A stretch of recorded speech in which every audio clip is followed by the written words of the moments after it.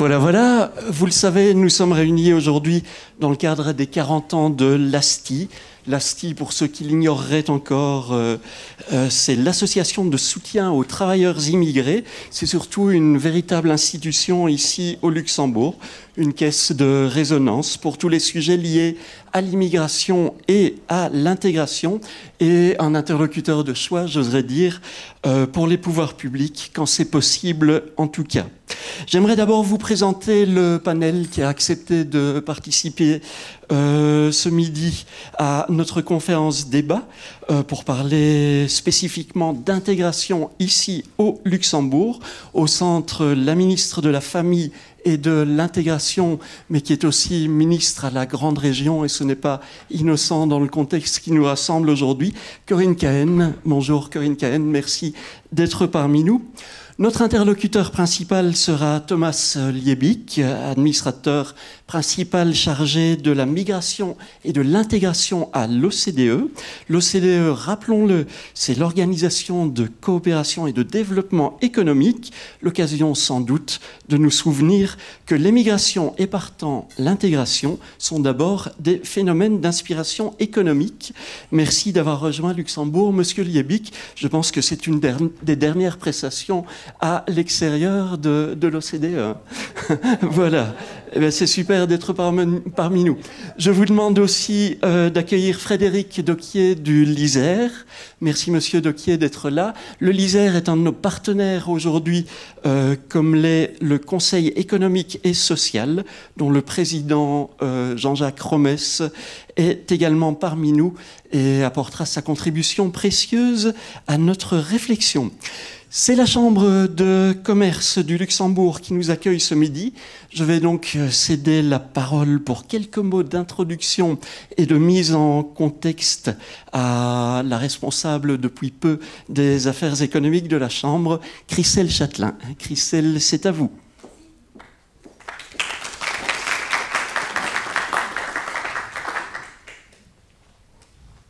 On va tester le son d'abord. C'est parfait. Madame la ministre, chers orateurs, mesdames et messieurs, c'est un honneur de vous accueillir aujourd'hui au sein de la Chambre de commerce et je profite de l'occasion pour souhaiter un très bon anniversaire donc à l'ASTI avec quelques mois de retard. La conférence qui nous réunit aujourd'hui fait partie d'un programme contenant de nombreux débats sur le sujet de l'immigration et de l'intégration.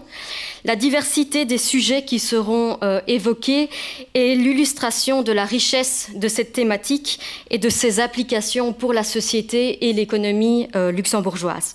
Le travail réalisé par l'ASTI, ses bénévoles, ses travailleurs salariés, est essentiel en ce sens. La Chambre de commerce souhaite aussi accompagner du mieux qu'elle peut l'intégration des 290 000 étrangers qui résident dans le pays et des 200 000 frontaliers qui, chaque jour, œuvrent activement à la réussite de l'économie luxembourgeoise. Alors, de nationalité belge, comme vous avez certainement pu l'entendre quand j'ai dit 92 000, je pense que je suis un exemple d'intégration, en tout cas sur le marché du travail, puisque je travaille à la Chambre de commerce depuis plus de 10 ans et donc que je sers cette institution sans avoir la nationalité luxembourgeoise. Les travailleurs étrangers, qu'ils soient résidents ou frontaliers, sont déjà depuis de nombreuses années majoritaires dans le pays et représentent presque 74% des salariés. Au sein du secteur industriel, c'est 20% des travailleurs qui sont étrangers et 65% qui sont des frontaliers. Près de 9 salariés sur 10 des hôtels, de la restauration et des cafés et 8 sur 10 pour le commerce sont de nationalité étrangère. Les personnes de nationalité étrangère représentent également près de 3/4 des créateurs d'entreprises sur le sol luxembourgeois et donc des ressortissants de la Chambre de commerce. À l'énoncé de ces chiffres, il est difficile de ne pas prendre conscience de l'importance du thème qui nous rassemble aujourd'hui.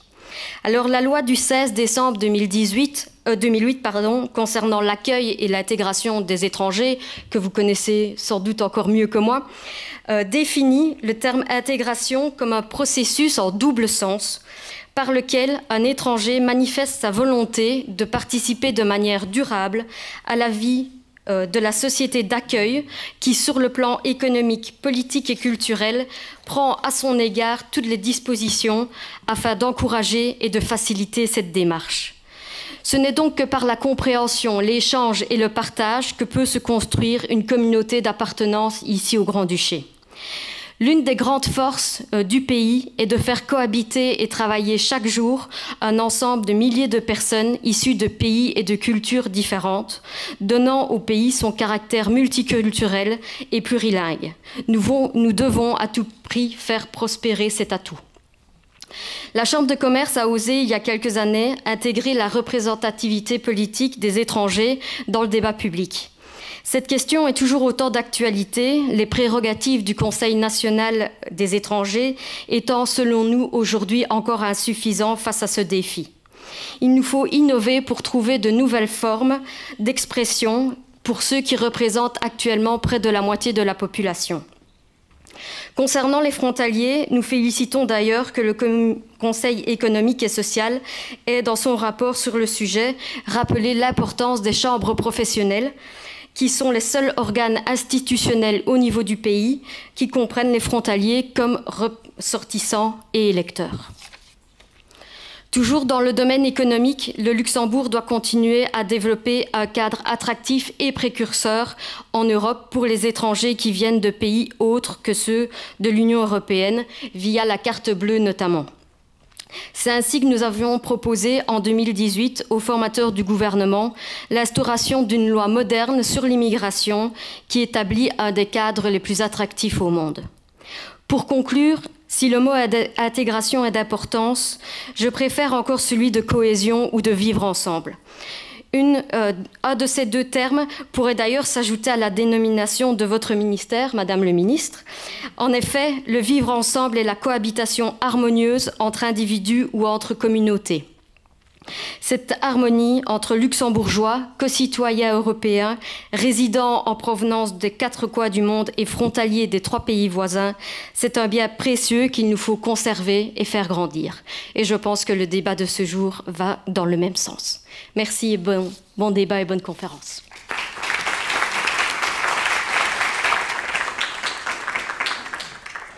Merci beaucoup, Christelle Châtelain. Vous l'avez suggéré, toute notre conférence de ce mercredi va tourner autour d'un mot qui est bien affiché, le mot intégration.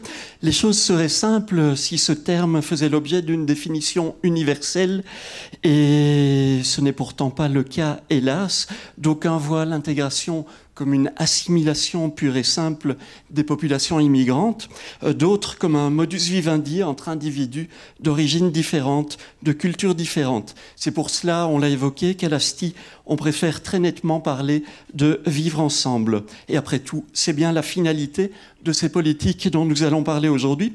Politique d'intégration et résultats, où en est le Luxembourg? C'est le thème de notre conférence. Thomas Liebig, nous vous avons demandé de nous éclairer sur ces politiques d'intégration et les indicateurs qu'on peut en retirer. L'OCDE a des standards en la matière, l'Union européenne aussi.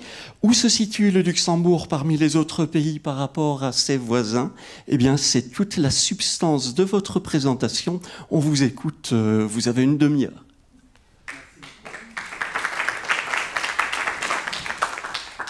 C'est un grand plaisir d'être ici. Et en fait, c'est la première présentation de nos travaux que j'ai fait au Luxembourg. J'étais plusieurs fois pour l'émission auprès des institutions européennes, mais la première présentation que j'ai fait au Luxembourg. Donc pour moi, c'est un double plaisir parce que premièrement, bien sûr, le Luxembourg, c'est le pays de l'OCDE, comme vous le savez, qui a accueilli en pourcentage de la population, pas en nombre, mais en pourcentage de la population, le plus grand nombre des immigrés. Et en même temps, pour moi aussi le plaisir, et parce que je suis allemand vivant en France, donc le Luxembourg, ça unit. Donc, j'ai le grand plaisir de vous présenter quelques chiffres de base d'une publication que nous avons fait conjointement avec la Commission européenne, des indicateurs de l'intégration, trouver ces marques. Peut-être le normalement, zusammenwachsen, c'est plus proche de vivre ensemble que que vous aimez bien propager ici au Luxembourg. Donc, pour vous donner quelques chiffres de base déjà, bon, comme c'est déjà évoqué, le Luxembourg, c'est le pays qui a la proportion la plus élevée d'émigrés au pays de l'OCDE.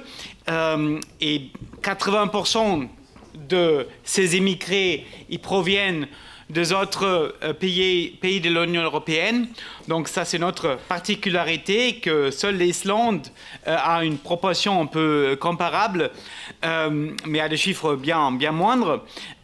Mais néanmoins, ce qui est souvent oublié, que si on prend que les immigrés hors Union européenne, on a pour cette population-là, relatif à la population totale de Luxembourg, on est autour de entre 9 et 9,5% de la population. Donc, c'est des chiffres comparables à ceux de la France, de l'Allemagne, de Belgique et des Pays-Bas.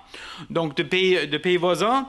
Et bien sûr, cette groupe, ils ont des autres difficultés, ils ont des autres défis, même si au sein de cette groupe-là aussi, comme nous allons voir, dans quelques instants, il y a une très forte diversification.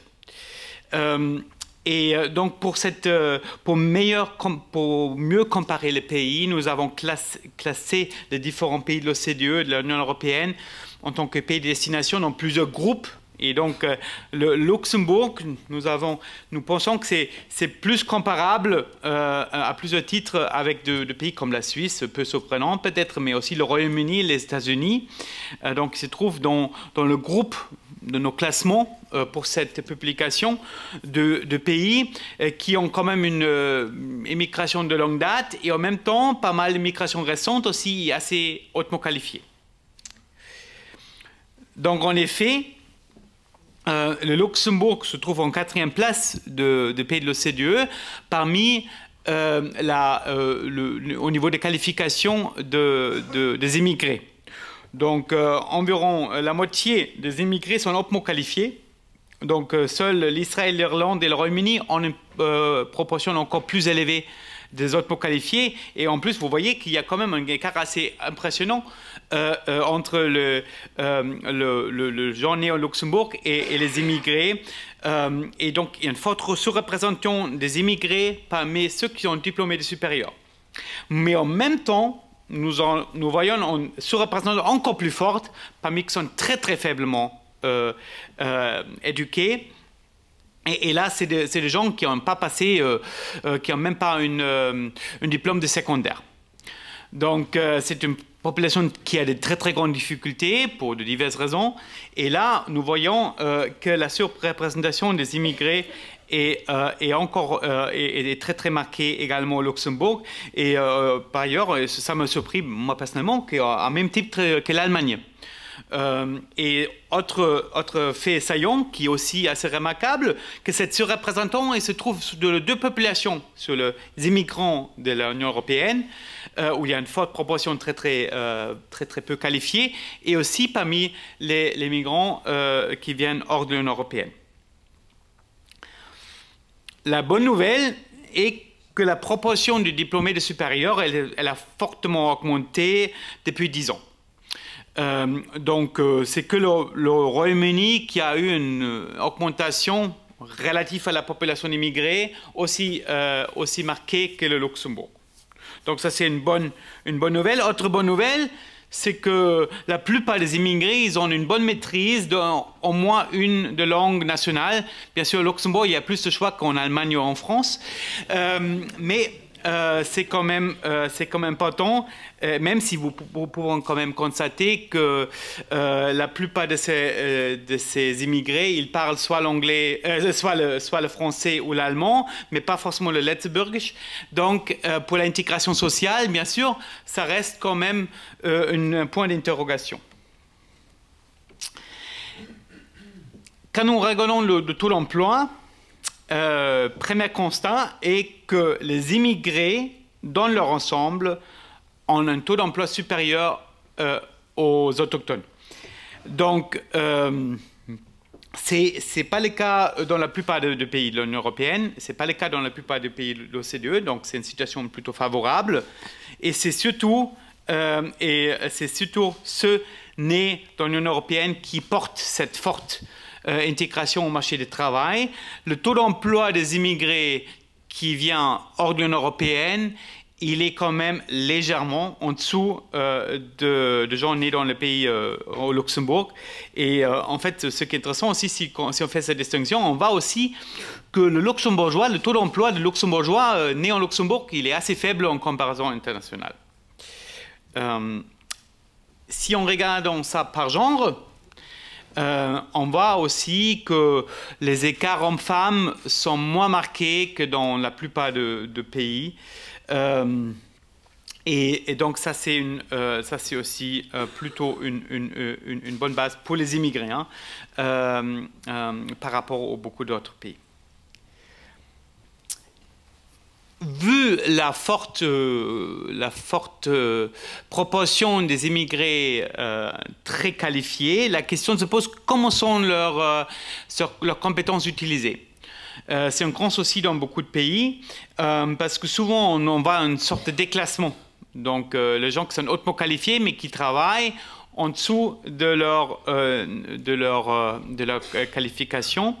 Ce qui notamment, comme vous allez voir là dans l'Europe du Sud, c'est la majorité des immigrés hautement qualifiés qui travaillent dans un emploi moins qualifié. Et le Luxembourg vraiment fait cas d'exception ici parce qu'il n'y a quasiment pas ce phénomène. C'est vraiment une exception, et même la Suisse qui a aussi qui arrive assez bien à utiliser les compétences des immigrés et des autochtones, les écarts sont quand même beaucoup, le taux de surclassement sont quand même beaucoup plus élevé qu'au Luxembourg. Et ce qui est intéressant aussi, ça vaut également pour les immigrés nés d'un pays tiers. Donc, ce n'est pas un phénomène qui est porté par les immigrés de l'Union européenne. Vu tout cela,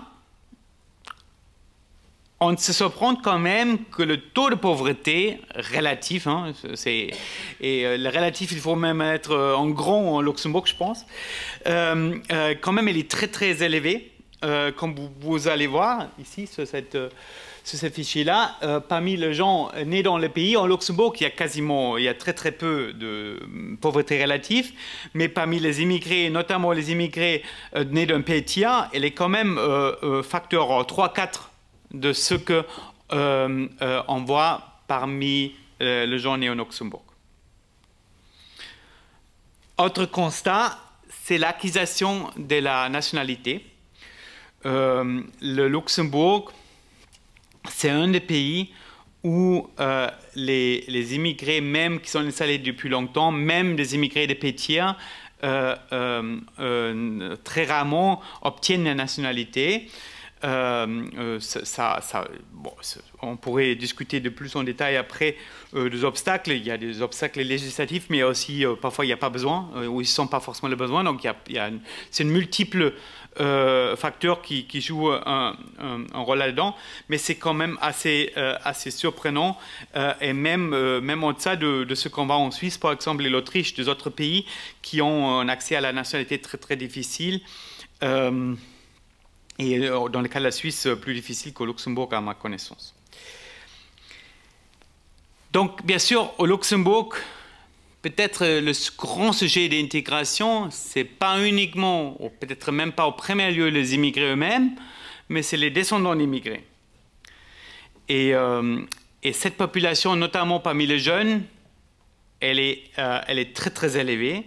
Donc, si nous prenons la première et deuxième génération, donc ceux qui sont nés à l'étranger ou issus des parents immigrés et nés au Luxembourg, là, on arrive à 2/3 de la population de jeunes. Et en fait, ce qui suit, je vais plutôt m'intéresser pour la groupe en bleu foncé, donc ceux qui sont nés au Luxembourg et qui sont nés de 2 parents immigrés. Parce que c'est un groupe qui peut être le plus intéressant pour l'étude d'intégration. On voit souvent des obstacles pour des immigrés eux-mêmes, parce que bien sûr, ils arrivent, ils ont fait leur éducation ailleurs, Ils arrivent souvent à l'âge adulte, il y a des obstacles de la langue, ils n'ont pas de réseau, ils n'ont pas de logement, peut-être quand ils arrivent. Donc il y a plein de bonnes raisons pour lesquelles ils soient bien intégrés et pourquoi ça prend du temps. Et souvent, ils attendent aussi que ça prend du temps. Donc ils n'attendent pas que ça arrive demain. Mais tout le monde attend pour les enfants qui sont nés dans le pays d'avoir les mêmes opportunités que les enfants qui n'ont pas eu des parents immigrés. Donc on ne s'entraîne pas forcément des obstacles. C'est pour ça que qu'on dit souvent, c'est l'indicateur principal d'une bonne intégration, c'est comment vont les enfants des immigrés qui sont nés dans le pays. Alors regardons comment se situe le Luxembourg dans ce contexte. Bon, vous connaissez sans doute, bien sûr, ça mène l'OCDE, on parle toujours de PISA, et même nous on le fait, même si ça ne vient pas de nous. Et comme vous le savez sans doute, les écarts sont assez importants pour les enfants issus de l'immigration. Et si on regarde au niveau absolu, même on voit vraiment que c'est parmi le plus faible de tout le pays de l'OCDE. Et vu la composition de l'immigration, on s'attendrait quand même à des résultats un peu supérieurs à ça. Donc il doit y avoir des obstacles qui expliquent ça, qui méritent sans doute d'être étudiés un peu plus en profondeur. Et aussi, et là il y a quand même moyennement une bonne nouvelle, si on regarde après le résultat, les qualifications, il y a quand même pas mal de jeunes qui arrivent à avoir des qualifications moyennes. Donc ceux qui ont un niveau d'éducation faible, cette population elle est quand même beaucoup plus petite parmi la deuxième génération. Permettez-moi de parler de la deuxième génération, j'aime pas le mot, mais sinon c'est trop compliqué pour moi en français. Et on pourrait prendre par ailleurs, on pourrait prendre la définition canadienne de deuxième génération. Vous savez, au Canada, on parle de deuxième génération canadien. Peut-être on pourrait dire deuxième génération de luxembourgeois, même si pas tous ont la nationalité luxembourgeoise. Donc, quand même, il arrive une bonne proportion de ceux qui ont des résultats scolaires faibles, quand même avoir une éducation de base correcte. Donc, c'est quand même, il y a quelque chose qui se passe qui est plutôt positif. Mais ce qui frappe peut-être encore plus que cette surreprésentation de niveau d'éducation faible, qui s'explique avec le résultat PISA que nous avons vu avant, que cette très large sous-représentation parmi les diplômés de supérieurs. Vu la forte proportion de parents immigrés d'un assez bon niveau d'éducation. Donc, ce qui se passe, nous avons étudié ça pas pour le Luxembourg, mais pour les autres pays. Donc, la transmission intergénérationnelle des désavantages. Ce qu'on voit, ce que les parents immigrés, et j'imagine que c'est le cas aussi au Luxembourg, parce que nous avons vu ça pour l'Union européenne dans son ensemble et dans plusieurs pays que nous avons étudiés plus en profondeur, que les immigrés, ils transmettent leurs désavantages malheureusement mieux que les non-immigrés. Donc si les parents immigrés étaient peu qualifiés, la chance que les enfants restent peu qualifiés, les plus forts parmi les immigrés que parmi les non-immigrés. Et parmi ceux qui sont hautement qualifiés, la transmission va aussi en défaveur des enfants issus d'immigration parce qu'ils arrivent moins bien de transmettre leurs avantages de qualification à leurs enfants. Et ça semble être aussi, vu ces chiffres de base, le cas en Luxembourg sans avoir étudié ça en plus en profondeur. Autre constat, on peut, bon,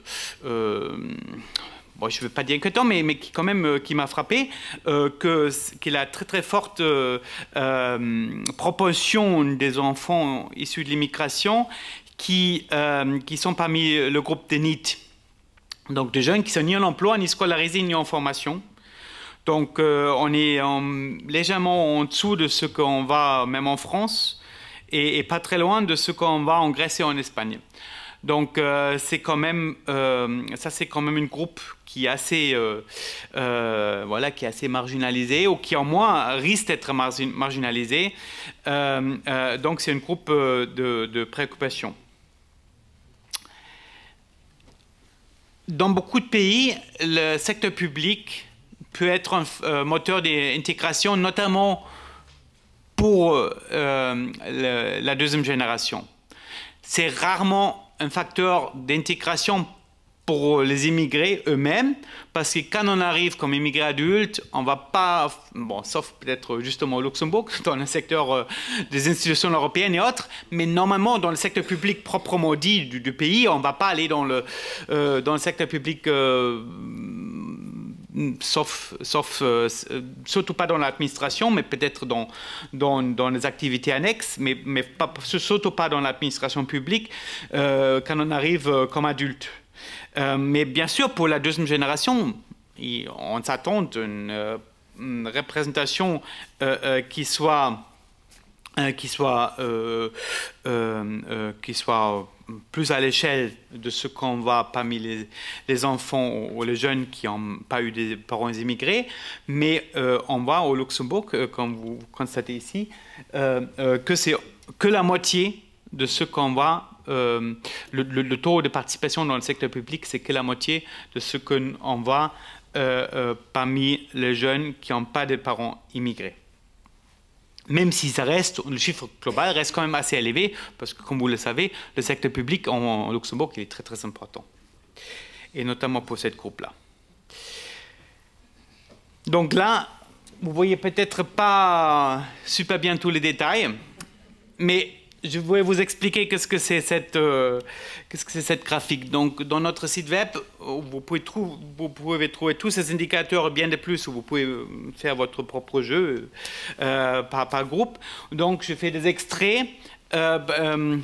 Regardons le Luxembourg. Là, c'est les immigrés et là, c'est les enfants, les descendants d'immigrés. Donc, vert, c'est que c'est bien. Et orange, c'est que c'est pas bien. Donc, on voit quand même que pour les immigrés eux-mêmes, ça va plutôt bien, grosso modo, ce qui se prend peu quand 50% sont fortement qualifiés et 80% sont de l'Union européenne. Mais pour les descendants d'immigrés, où il y a 90% qui viennent de parents nés dans un autre pays de l'Union européenne, qu'on voit aussi beaucoup de rouge ou d'orange, ça c'est quand même quelque chose d'assez frappant. Même si, et ça c'est la bonne nouvelle, ici, là où on regarde le progrès, donc c'est la troisième colonne, donc là il y a quand même il y a eu des progrès. Donc il reste encore beaucoup de chemin à faire, mais il y a eu des progrès, et ça c'est quand même une bonne nouvelle. Donc, pour terminer, quelques résultats principaux en comparaison internationale. Donc, bien sûr, comme vous le savez, les immigrés sont très très nombreux en population de la population totale. Donc, le Luxembourg fait vraiment figure exceptionnelle dans le contexte de l'OCDE. Et que ce qui est beaucoup plus marqué que dans les autres pays, c'est la surreprésentation aux deux extrémités de l'échelle des qualifications. On dit souvent de chercheurs de l'immigration, Frédéric, non, on dit souvent, oui, les immigrés sont surreprésentés aux extrémités de qualification, mais en fait, si on regarde bien pays par pays, il n'y a pas autant de pays où c'est vraiment le cas, et le Luxembourg, vraiment, c'est le pays où c'est le plus marqué. Autre facteur qui m'a frappé, que malgré la bonne intégration sur le marché du travail, le taux relatif de pauvreté qui est quand même assez marqué. Et bien sûr, le défi le plus important, c'est peut-être pas forcément l'intégration des immigrés eux-mêmes, mais de casser cette dynamique de transmission intergénérationnelle de désavantages que certains parents immigrés ont. Et notamment dans le système éducatif, donc pour les résultats scolaires, et aussi dans le secteur public, qui peut jouer un rôle, qui a joué ce rôle dans beaucoup d'autres pays, et qui ne semble pas forcément le jouer au Luxembourg. Donc voilà, avec ça, j'aimerais bien terminer ma brève introduction, qui était plus courte de le temps qui avait été alloué, mais j'espère de pouvoir discuter plus de vous, et notamment aussi des politiques d'intégration, parce que je voulais plutôt vous montrer ce cadre global, comme se situe le Luxembourg. Et là, vous trouvez toutes ces publications sont disponibles gratuitement et tous les indicateurs. Et donc, je vous encourage aussi d'aller sur notre site et de regarder plus en détail. Et donc, je suis très ravi de discuter avec vous tout à l'heure un peu plus sur la conclusion politique de tout ce qu'on a vu. Merci.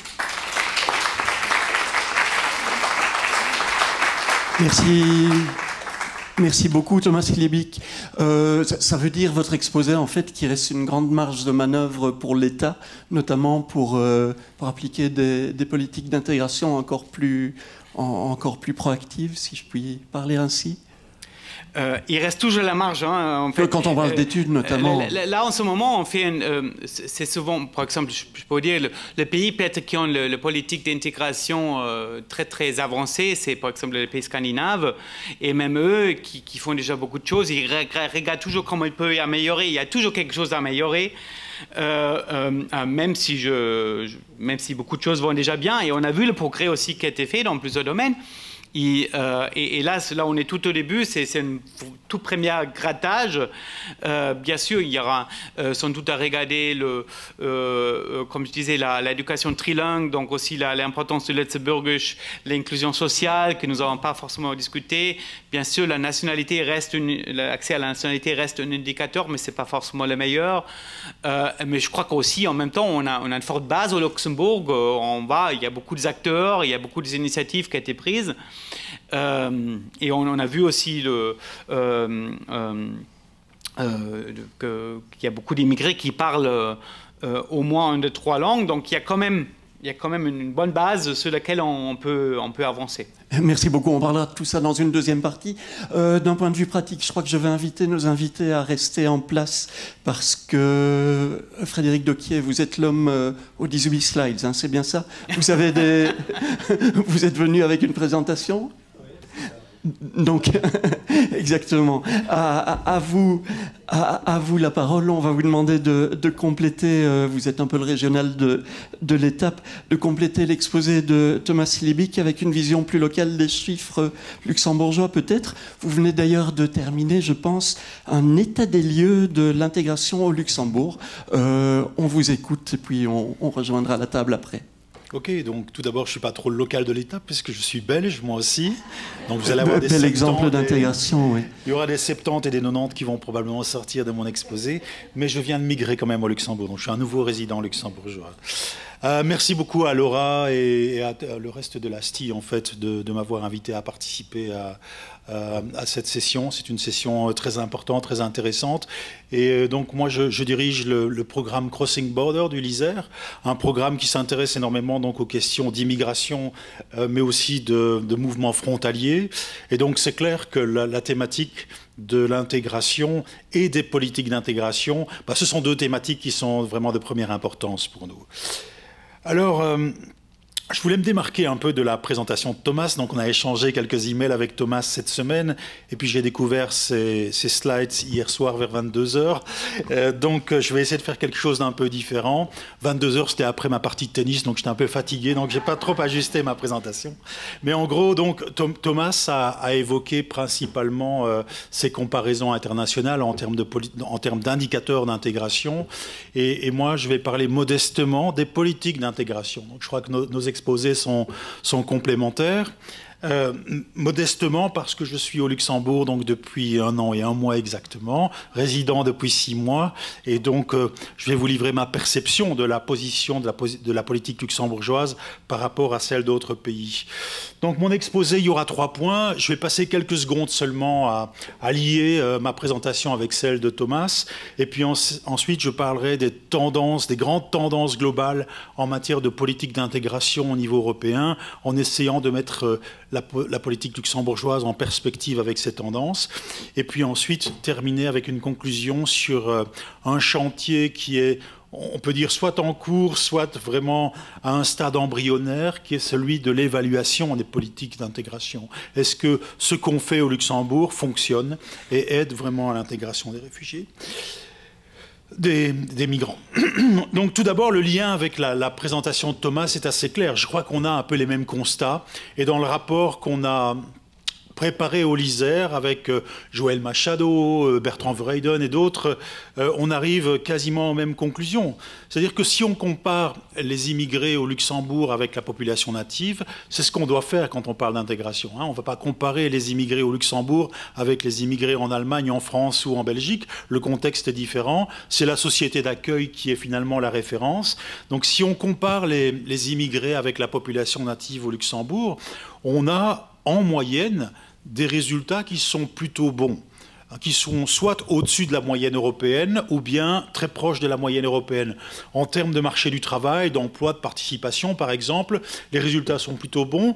En termes de participation civique et de conditions de vie, on est quasiment dans la moyenne européenne.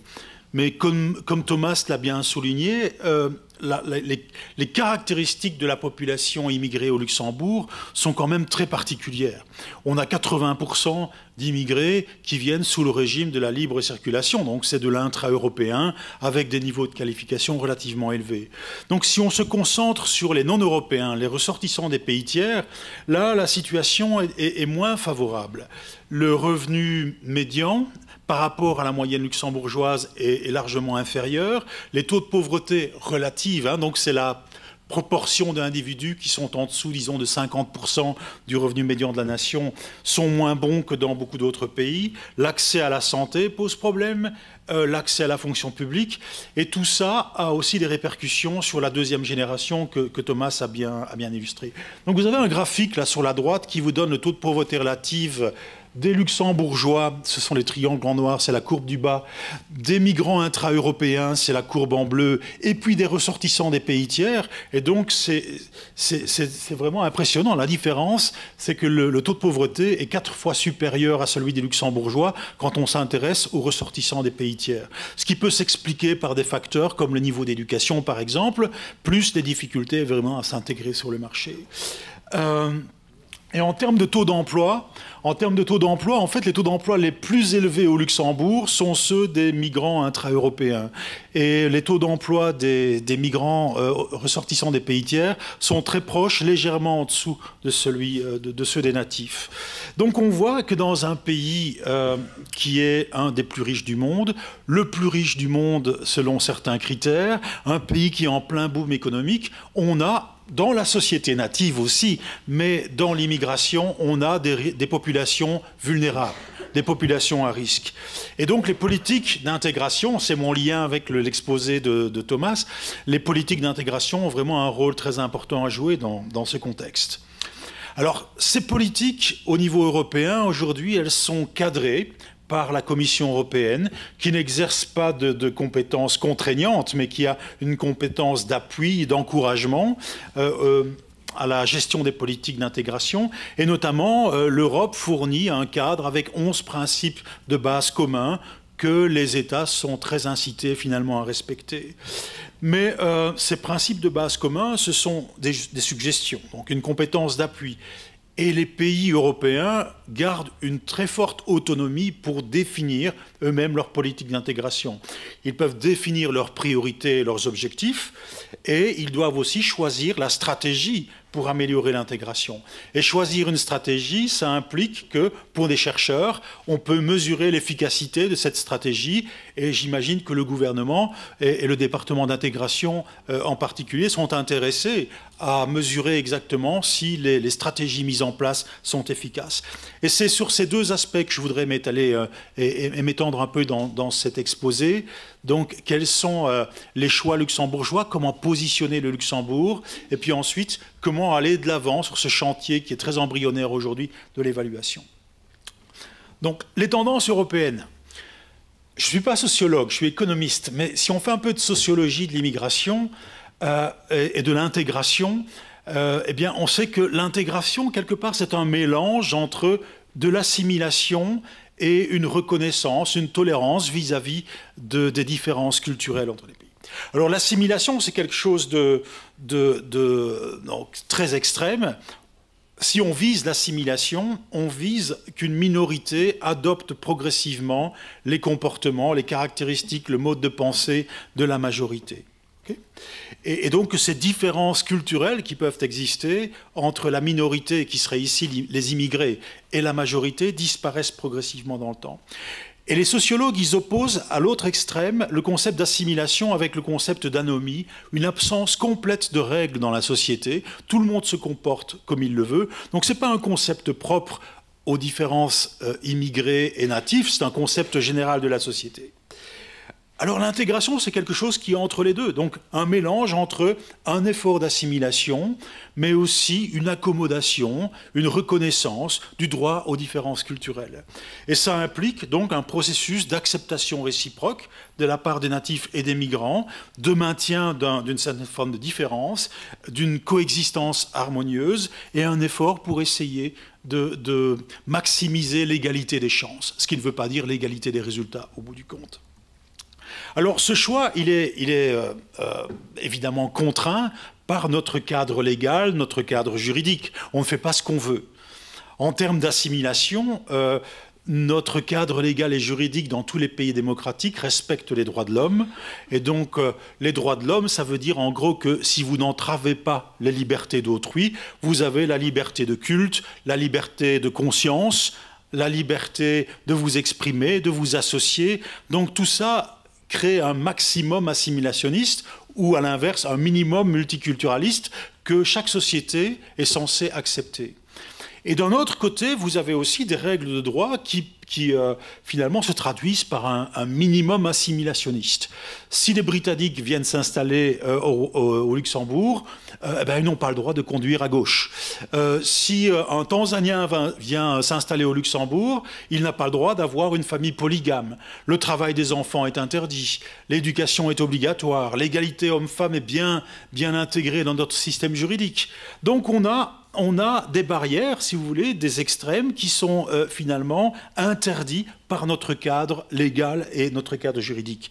Mais vous voyez qu'entre les deux, il y a quand même un espace très important et donc il y a des choix politiques à réaliser en termes d'immigration. On pourrait très bien imaginer qu'un gouvernement essaye de promouvoir le multiculturalisme. C'est un peu ce qui s'est fait aux Pays-Bas dans les années 70, oui, je fais un effort, 70 ou 80, début 90, ou en Grande-Bretagne, où là on a essayé de favoriser le vivre ensemble, créer des quartiers ethniques où il y a donc beaucoup d'interactions entre des gens d'origine similaire. On a essayé de favoriser le pluralisme au niveau des institutions à caractère communautaire. Donc tout ça est possible et nous, en tant qu'économistes, on est très intéressés par ces aspects-là parce que on a énormément d'études en économie qui à la fois étudient les coûts de cette diversité ou de ce multiculturalisme et les bénéfices de ce multiculturalisme. Donc on a des économistes très pessimistes. Les plus pessimistes, c'est probablement Paul Collier et Georges Borras aujourd'hui qui nous disent « Attention, avec l'immigration croissante dans les pays européens ou dans les pays riches, on a des individus qui quittent des systèmes institutionnels ou des systèmes sociaux dysfonctionnels. Ils viennent chez nous pour trouver des meilleures conditions, mais le résultat, c'est qu'ils viennent contaminer nos institutions et qu'ils essayent de transposer leurs institutions d'origine dans les pays de destination. Et donc, si on ne contrôle pas l'immigration, on risque d'avoir un nivellement par le bas dans le niveau des institutions.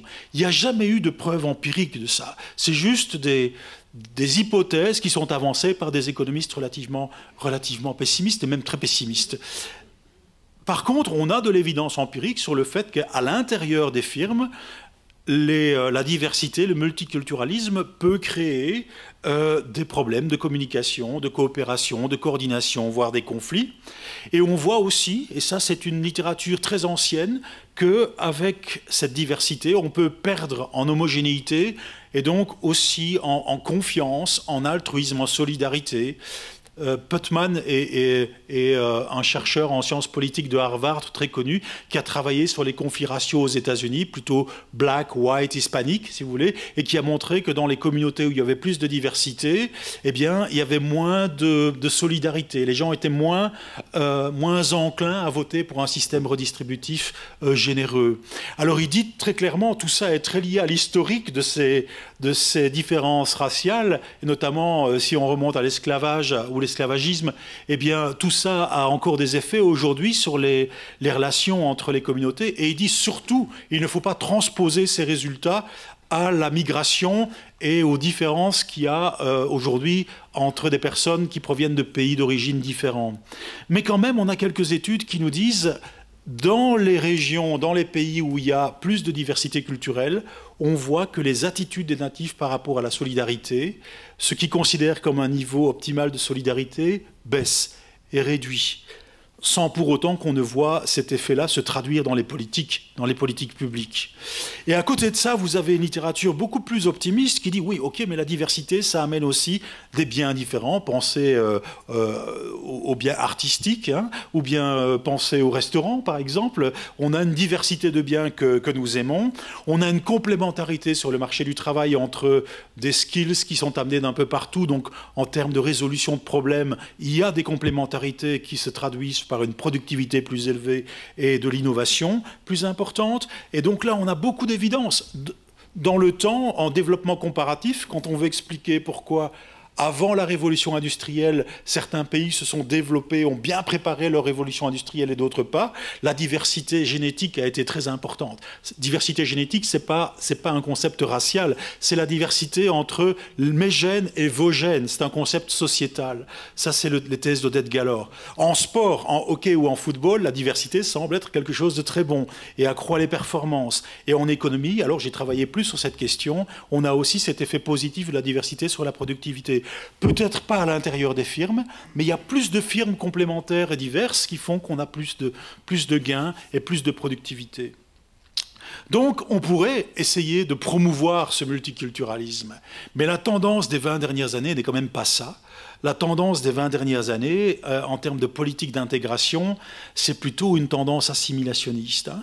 L'accent aujourd'hui, et on va voir ça dans les principes de base communs de l'Europe, l'accent est quand même relativement placé plutôt sur les normes et les valeurs qu'on doit tous partager ensemble que sur la diversité et l'encouragement de la diversité. La diversité devient quelque chose aujourd'hui qu'on tolère, mais il faut, comme contrainte, respecter des normes communes. Donc on a ce minimum assimilationniste qui augmente, et vous pouvez voir ça si vous êtes pessimiste comme le résultat de la pression des partis populistes ou de l'opinion populaire. Dans les enquêtes d'opinion, 70%, oui, 70 arrive quand même, 70% de la population en Europe aujourd'hui pense que la communauté musulmane ne s'intègre pas bien et qu'elle n'accepte pas ce principe de la dichotomie entre État et religion, bien l'égalité homme-femme. Donc il y a une pression populaire, il y a des partis populistes qui relayent ça, où on peut voir cette tendance assimilationniste comme la meilleure réponse, une réponse plus favorable à la gestion des inégalités. Alors tout ça se traduit dans les principes de base de l'Europe. Il y a 11 principes de base, je reviendrai sur le 11e tout à l'heure. Plus ou moins la moitié des principes de base de l'Europe, c'est qu'il faut mettre en place un système qui favorise l'emploi, l'éducation des migrants, la lutte contre la discrimination, favoriser les interactions, favoriser la participation démocratique, préparer notre administration à la diversité. Donc tout ça, ce sont des mesures, des principes qui encouragent à l'intégration. Mais l'autre moitié, c'est plutôt la partie assimilationniste, les contraintes qu'on met sur l'intégration. Les migrants doivent respecter les valeurs fondamentales de l'Union européenne. La migration et l'intégration, c'est un compromis que doit réaliser entre autres le migrant. Les migrants ont droit à la diversité culturelle sous réserve que ça n'entrave pas, disons, les droits européens. Et de plus en plus, on voit une pression pour fournir des cours de langue, des cours de formation civique aux immigrés, des cours d'histoire, des cours sur les institutions. Donc tout ça, de nouveau, je ne critique pas, je n'ai pas de jugement de valeur par rapport à ça. Vous pouvez le voir comme une pression assimilationniste ou simplement comme une meilleure manière de répondre aux problèmes d'intégration. Et dans les pays voisins, je dois peut-être accélérer, maintenant dans les pays voisins, vous voyez qu'en France, en Allemagne, en Belgique, eh bien, de plus en plus, ces cours sont imposés soit de façon très obligatoire à tout le monde, ou bien de manière conditionnelle. Vous arrivez en France, vous faites un test d'entrée en langue, si votre niveau est en dessous d'un certain seuil, eh bien vous devez, de manière obligatoire, suivre cette formation. Et ma perception de la politique, donc modestement, ma perception de la politique luxembourgeoise, c'est que c'est une politique qui est un peu différente. Donc elle est régie par ce plan d'action national qui a été revu en 2018. Les priorités sont assez similaires. On veut stimuler l'emploi des migrants, l'éducation, les langues. Donc ça s'adresse surtout aux ressortissants des pays tiers. Mais on a quand même des différences assez importantes par rapport au reste de l'Europe. Un rôle majeur pour les acteurs locaux, qui peut être structuré par le plan communal d'intégration. Un rôle majeur pour la société civile.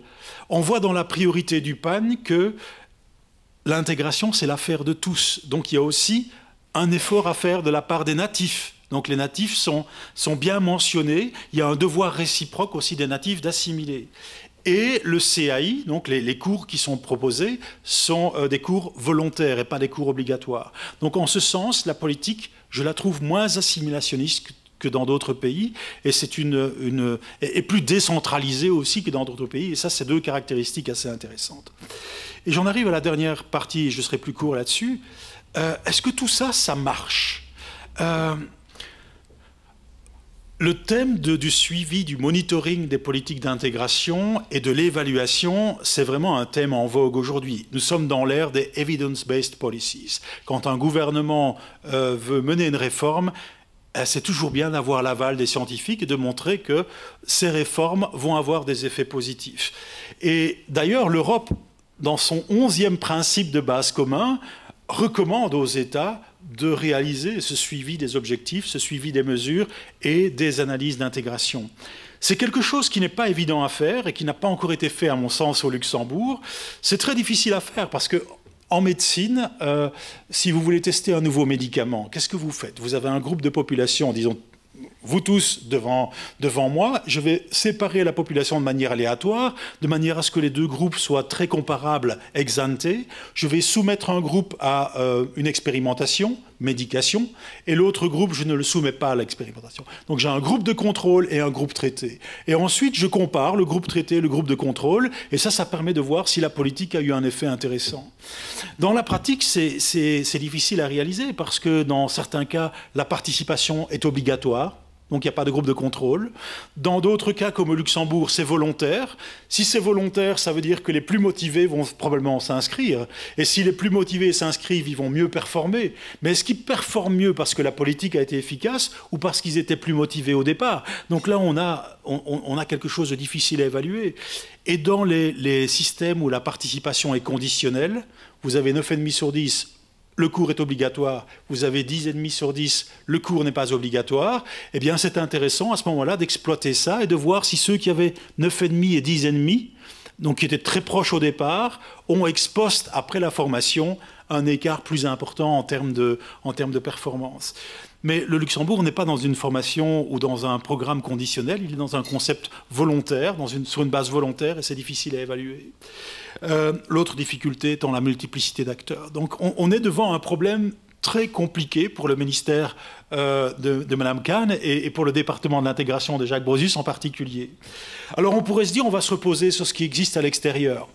Et à l'extérieur, il y a énormément de choses qui ont été faites, notamment dans les pays scandinaves, puisque là, il y a des données excellentes et un accès aux données assez disons, important. Là, on voit que des formations civiques fonctionnent bien quand elles sont proposées assez rapidement après l'arrivée du migrant. Les cours de langue fonctionnent bien, sauf s'ils sont trop longs. Dans ce cas-là, le migrant n'a pas un accès assez rapide au marché du travail et il est dans une situation de trappe ou de lock-in, ou sauf s'ils sont trop courts. Dans ce cas-là, l'apprentissage de la langue n'est pas bon. Mais l'optimum, c'est quoi? Ça varie entre les études, entre 300 et 1000 heures. Donc vous voyez que la flexibilité du département de l'intégration est vraiment énorme. Et les effets se font ressentir souvent à moyen terme, mais pas à très court terme. D'autres mesures dans la littérature se sont imposées comme meilleures à court terme, comme le coaching, l'accompagnement. On aide le migrant à préparer son CV, ou bien on contacte directement l'entreprise pour le migrant et on met le migrant en contact avec l'entreprise dans un deuxième temps. Donc tout ça a des effets qui sont apparemment plus productifs ou plus intéressants à court terme. Mais généraliser ce qui a été fait à l'extérieur au Luxembourg, où on a une structure d'immigration différente des autres pays, est vraiment très risquée. Et donc, pour conclure, c'est mon dernier slide, en pratique, je pense que le Luxembourg est maintenant devant un chantier très intéressant, qui est celui du suivi, du monitoring de sa politique d'intégration. Ça nécessite donc de construire des mesures d'intégration et des actions aussi qui sont menées à différents niveaux de pouvoir ou différents niveaux spatiaux.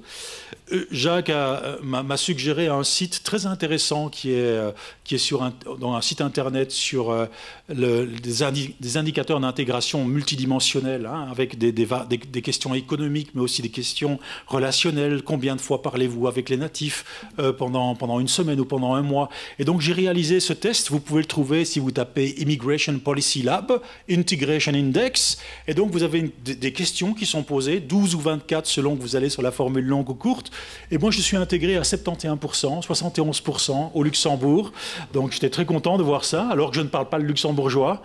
À mon avis, le niveau de salaire qui est offert au LISER me fait que je suis bien intégré et que si mon salaire était au niveau de l'allocation de chômage, je serais peut-être à 51%, je ne sais pas. Donc, c'est un site intéressant et c'est un concept. C'est une liste de questions vraiment multidimensionnelles qui serait intéressant d'appliquer ici au Luxembourg, si on peut faire des enquêtes, mais aussi de transposer aux natifs, parce que l'immigration, c'est un processus réciproque, c'est bien inscrit dans votre PAN, et donc avoir un questionnaire de ce type-là pour les natifs et pour les migrants, ce serait une façon de mesurer objectivement l'intégration. Et alors, il faut mettre cela en corrélation avec les mesures qui sont menées. Pour le CAI, il n'y a pas trop de problème parce que vous avez le listing des gens qui ont participé au cours. Pour les mesures décentralisées, c'est beaucoup plus compliqué. Et si on peut faire ça, alors on peut aller de l'avant sur l'analyse de l'effet causal de l'immigration, même si les données ne sont pas la panacée. Donc si on a des données, c'est très bien, mais en général, quand on veut appréhender un effet causal, il faut être prêt à faire de l'expérimentation et de dire, voilà, pour certains groupes de migrants, les ressortissants des pays tiers qui posent problème, eh bien on va tester quelques expériences de coaching, d'accompagnement et voir si ça marche. Ça demande un choix politique, Madame Kahn, donc peut-être vous pouvez vous prononcer là-dessus. Et il y a des considérations éthiques qui sont là derrière.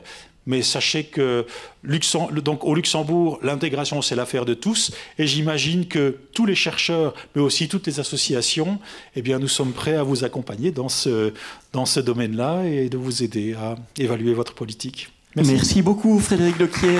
Merci.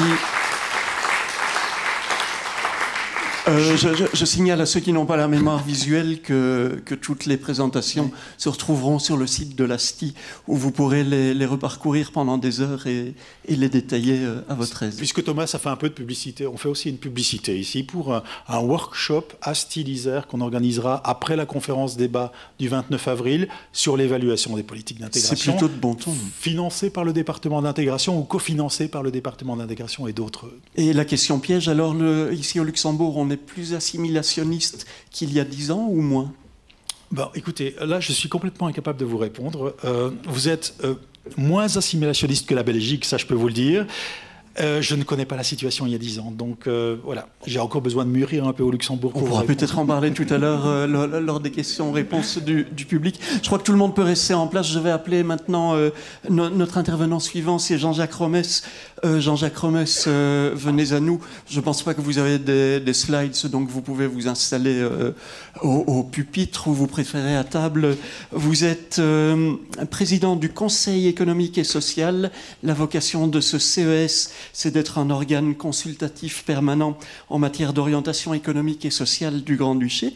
Il met autour de la table, et c'est parfois un peu musclé, l'État, le patronat et les salariés.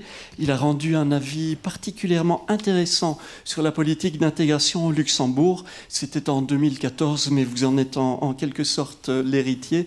Nous vous écoutons en tout cas avec beaucoup d'attention sur ce sujet. Merci beaucoup. Alors pour tout de suite vous avertir, moi j'ai 5 minutes de temps de parole, donc ce n'est pas seulement mon manque d'expertise qui va faire que je serai beaucoup moins détaillé que... Nous connaissons votre sens de la synthèse surtout. Oui, voilà, je vais en profiter, Monsieur le Ministre. Alors l'intégration, oui, c'est un sujet qui occupe le CES. Le Conseil économique et social se sent en effet compétent. Il a fait un premier avis dès 2006 pour une politique d'immigration et d'intégration active, puis un second avis en 2014 qui vient d'être cité, la politique d'intégration au Luxembourg, il s'appelle. Et puis aussi, il faut dire qu'en 2020, c'est-à-dire maintenant, nous venons d'émettre un premier avis, c'est un début d'une série d'avis sur le phénomène frontalier. Pourquoi nous sentons-nous compétents pour cela? Eh bien, parce que nous représentons, à travers les organisations qui forment le Conseil économique et social, nous représentons le monde du travail. Le monde du travail n'est pas le monde de la population luxembourgeoise, c'est un monde à part, surtout au Luxembourg. Et je vais revenir à certains chiffres qui ont été déjà cités, notamment par Mme Châtelain dès le début, mais quand même impressionnants. Donc, nous avons quelques 120 000 résidents étrangers qui travaillent à Luxembourg. Nous avons quelques 200 000 frontaliers, donc ça fait quelques 320 000, 330 000 personnes étrangères qui travaillent avec 115 000 luxembourgeois. Ce que je veux dire, c'est qu'il y a 2 tiers d'étrangers et 1 tiers de luxembourgeois dans nos entreprises et dans notre monde du travail. C'est donc à se demander qui intègre qui dans cette histoire, et parce que de toute évidence, il y a là un certain nombre de choses tout à fait spectaculaires. Alors, d'abord, c'est un problème de représentation. C'est pour ça que le Conseil économique et social se sent compétent, parce que ces gens n'étant pas représentés politiquement, ça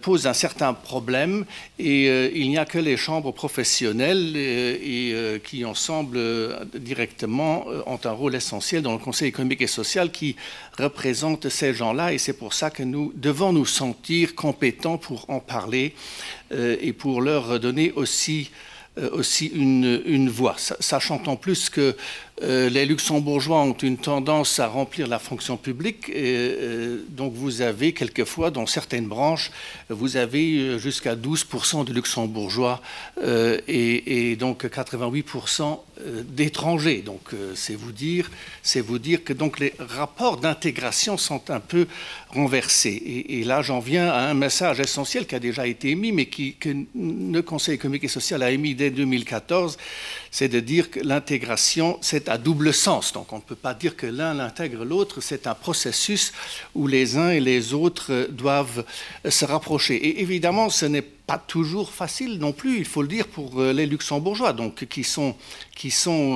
la minorité et qui doivent quand même aussi vivre dans un pays qui se transforme à la vitesse grand V, n'est-ce pas? Il faut quand même le dire qu'il y a là un certain nombre de défis pour le Luxembourg et pour les gens qui sont nés, qui sont nationalité luxembourgeoise, puisque il y a avec cela le phénomène de la croissance luxembourgeoise. Il faut comprendre que la croissance luxembourgeoise, on parle beaucoup de croissance à Luxembourg.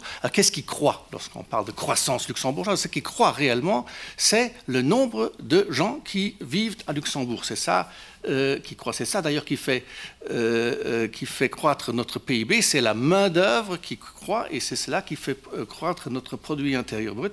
Et c'est cela qui nous fait quelquefois nous demander si nous devons continuer à croître de cette façon-là. Donc la discussion luxembourgeoise sur le modèle de croissance et l'immigration sont des problèmes politiquement extrêmement liés, et il faut le comprendre pour comprendre le Grand-Duché de Luxembourg. Alors, tout cela se passe dans un pays à bien-être économique très élevé, donc c'est un pays qui va bien, et d'ailleurs c'est parce qu'il va économiquement bien qu'il a cette force d'attraction, ça aussi il faut le savoir. Ce n'est pas le pays le plus riche du monde. Donc, il y a certaines statistiques qui sont ma bête noire. Là, une de celles-là, c'est de dire que nous sommes le pays le plus riche du monde. Cette idée vient, vous le savez, de l'idée du produit intérieur brut par habitant, mais vous savez que c'est le nombre impressionnant de frontaliers, donc 43% de frontaliers qui faussent cette statistique. Ça, c'est ma première bête noire en statistique. Nous ne sommes pas le pays le plus riche du monde. L'autre bête noire que j'ai, ça c'est plus personnel, là je ne représente pas le CES pendant quelques secondes, ça c'est la pauvreté relative, donc ce qu'on appelle la pauvreté relative, et ce qui est généralement dans les journaux repris comme la pauvreté, qui serait en augmentation permanente au Luxembourg. cette pauvreté, ce n'est pas la pauvreté, c'est l'inégalité que l'on mesure. C'est une inégalité à travers un instrument statistique. Et lorsque l'on constate, comme nous venons de l'entendre, que les immigrés qui nous viennent des deux extrêmes de l'éducation, c'est-à-dire les plus éduqués et les moins éduqués, ben vous voyez que cette immigration, elle est elle-même un des facteurs qui font que les inégalités augmentent. Alors, cette inégalité dans un pays relativement riche est une inégalité radicalement différente d'une inégalité dans un pays pauvre. C'est pour ça que ma deuxième bête noire, c'est la phrase du style « Nous sommes le deuxième pays en pauvreté après la Roumanie ». Je préfère être pauvre ici que riche en Roumanie, je vous le dis. Il faut en être conscient. Donc là, ce sont des biais statistiques où il nous manque quelquefois la sensibilité pour comprendre réellement ce qui se passe sur le terrain. Je ne veux pas dire que l'augmentation des inégalités en tant que telle n'est pas un problème. C'est un problème, c'est évident, mais il faut savoir d'où ça vient. Lorsque je suis très provocateur, je dis mais baisser les salaires de la fonction publique luxembourgeoise de 10%, la pauvreté relative va baisser dramatiquement d'un instant à l'autre. Personne n'a jamais repris cette idée de façon constructive, j'en suis étonné. Alors on a d'autres élections aussi. Alors je rechange à nouveau de casquette et je reprends le sérieux d'un président du Conseil économique et social pour devenir un peu plus neutre et revenir sur l'avis que nous avons émis en 2014, que je ne peux pas donc résumer. C'est un avis très technique et en plus il est un peu suranné aussi parce qu'il s'est passé des choses depuis 2014. Le gouvernement actuel a travaillé quand même un peu sur la question. Madame Kahn ne dira pas le contraire. Mais donc, un message essentiel de cet avis, quand même, je vais répéter certains messages essentiels. Un message essentiel, c'était donc de dire l'intégration, ce n'est pas un sens unique. Il faut que tout le monde intègre tout le monde. Il faut, vous l'avez très bien expliqué, il faut qu'il y ait un rassemblement entre deux extrêmes. L'autre message, c'était de dire il ne faut pas des plans d'action limités dans le temps, c'est une action permanente. Dans un pays comme le Luxembourg, on n'arrive jamais à la fin. On ne peut pas dire on a des priorités, on ne peut pas dire on a une échéance. Non, c'est un effort permanent. Et d'ailleurs, M. Liebig l'a dit, aucun pays n'arrive jamais à la fin, même ceux qui sont les meilleurs dans le processus. Donc, il faut donc continuer à travailler à cette intégration à double sens. Alors, une des suggestions qui avait été faite en 2014, c'est de remplacer le contrat d'accueil et d'intégration par une mission d'accueil au niveau des communes. Et là, on a mis l'accent beaucoup sur les communes parce qu'on s'est dit c'est dans les communes qu'on intègre les gens. D'ailleurs, c'est là où ils peuvent voter à Luxembourg, je fais remarquer. Et il est certain que l'on doit donner aux communes aussi les moyens de faire cette politique, parce que ce n'est pas toujours facile au niveau des communes non plus. Mais il faut leur donner les moyens parce que c'est là que ça se passe. C'est là où se passe aussi l'éducation des enfants. Un autre facteur sur lequel le Conseil avait mis l'accent en 2014 en disant qu'il faut prévoir le préscolaire obligatoire pour les enfants à partir de 3 ans parce que c'est cela qui permet de les intégrer. Et là, j'arrive à une autre observation qui avait été faite sur la deuxième génération, donc sujet important en effet. Donc là, nous avons raté des choses. À Luxembourg, c'est évident. Nous avons raté de faire que les enfants des travailleurs portugais qui venaient à Luxembourg pouvaient aller à l'université. Il n'y avait aucune raison objective pour qu'on rate ça. On l'a raté sans doute pour des difficultés de langue au niveau scolaire. Donc, intégrer les tout petits le plus vite possible, ça, c'était une suggestion que le Conseil économique et social avait faite à l'époque. On avait dit aussi qu'il fallait simplifier les démarches administratives et surtout permettre aux conjoints le marché au travail pour les immigrés hors d'Union européenne. On avait mis beaucoup l'accent sur la langue luxembourgeoise en disant que c'est un facteur d'intégration, qu'il fallait valoriser son apprentissage, démultiplier les cours, parce que c'était ça aussi, prochain sujet, le moyen de participer culturellement à la vie luxembourgeoise, parce que c'est évidemment au niveau des sports et au niveau de la culture qu'une intégration se fait le plus facilement possible. Donc c'est quelque chose sur lequel l'accent doit être mis. Ce qui avait été dit aussi à l'époque, c'est que la nationalité luxembourgeoise n'est, je cite, ni l'objectif ni l'aboutissement du processus d'intégration. Donc c'est quelque chose qui est utile, c'est quelque chose où on a demandé à l'époque de faire des progrès qui ont été faits depuis, mais ce n'est pas cela dont il s'agit, parce que de toute façon on ne veut pas faire de tout le monde est luxembourgeois et eux ne veulent pas tous devenir luxembourgeois et il n'y a rien de mal, absolument rien de mal à ça. On avait préconisé à l'époque le droit de vote pour étrangers. Je crois que je vais m'arrêter là. Hein. Tout le monde connaît l'histoire. Et puis, on avait dit qu'il fallait absolument mettre un accent sur la communication, parce que je crois en effet que les choses qui sont dites ici par tout le monde jusqu'à présent, et qui sont largement quand même identiques, ne sont pas très connues dans le public luxembourgeois. Alors, lorsque je parle du public luxembourgeois, je parle de l'électorat luxembourgeois, celui qui est né ici, qui parle luxembourgeois, qui regarde RTL télévision luxembourgeoise tous les soirs. Donc ceux-là ne savent pas forcément tout cela. Ce sont ceux-là dont j'ai dit tout à l'heure que ce n'était pas facile pour eux non plus, qui sont minoritaires maintenant, de faire partie de cette intégration. Or, sans eux, rien ne va. Voilà, j'en arrive à la fin des 5 minutes, Monsieur Mélissen. Merci beaucoup, Jean-Jacques Romès.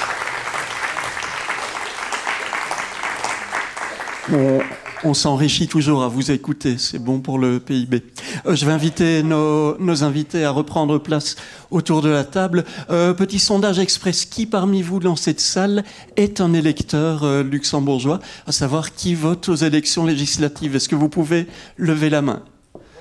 Voilà, il y a quand même un beau quota. Ce n'est pas une minorité.